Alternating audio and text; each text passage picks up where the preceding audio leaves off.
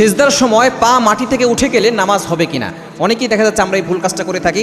সেজদার সময় উভয় পা একসাথে আমরা দেখা যাচ্ছে আঙ্গুলগুলো আমরা মাটির সাথে না লাগিয়ে উভয় পা উঠিয়ে ফেলি। এটা করলে নামাজ হবে কিনা। মনে রাখবেন আমাদেরকে 7টি অঙ্গে সেজদা দিতে হবে। এই 7টি অঙ্গে যদি আপনি সেজদা পরিপূর্ণভাবে না দেন আপনার কিন্তু নামাজটা বাতিল হয়ে যাওয়ার সম্ভাবনা রয়েছে। এজন্য খেয়াল রাখতে হবে, প্রথম হচ্ছে উভয় পায়ের আঙ্গুল এগুলো মাটির সাথে লাগিয়ে রাখতে হবে, এরপরে উভয় হাঁটু, এরপরে উভয় হাত, এই 6টা, আর আমাদের মাথা অর্থাৎ কপাল এবং নাক একসাথে মাটির সাথে লাগাতে হবে।